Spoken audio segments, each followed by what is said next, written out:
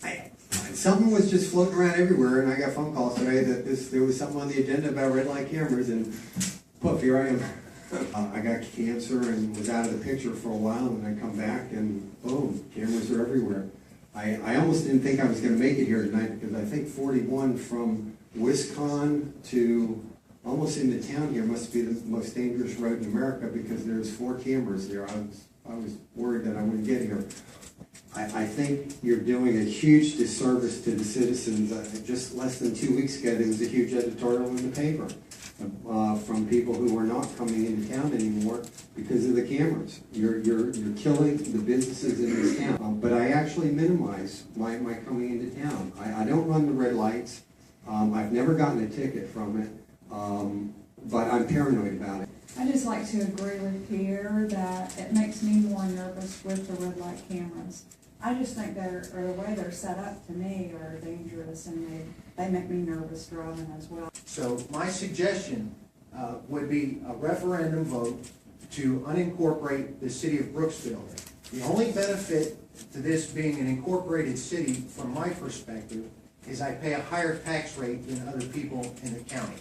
And I have never had a traffic ticket here or anywhere else, and if I did, I would thank the law officer that gave it to me. My wife, on the other hand, has received numerous red light tickets, and I've told her, why don't you just stop running? A camera intersection in Pasco had rear-end crash rates increase to 700% as drivers slam on their brakes. If you truly cared about safety, camera companies want short yellows to write more tickets for more revenue.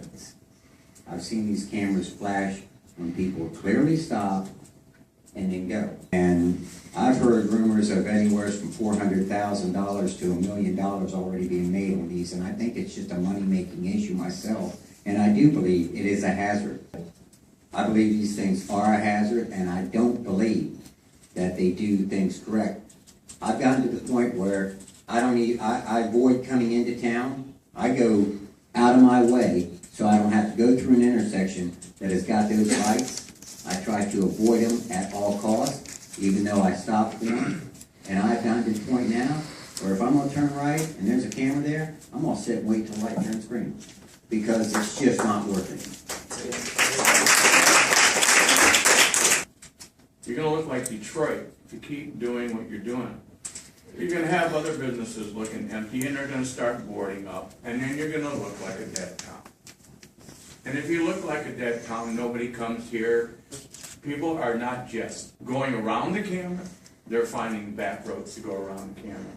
I stop, I make sure, I don't care how many people are honking behind me when I'm making a right-hand turn. Yes, I've got a little word for you from Jim Atkins. When will you apply to take them cameras off of Westcon?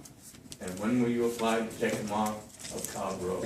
And I was going to come and talk to you tonight about the red light camera like everybody else, but, you know, y'all all heard it before. It's an image thing to me. You know, now we're starting to look like Waldo. Let's improve our image, all right?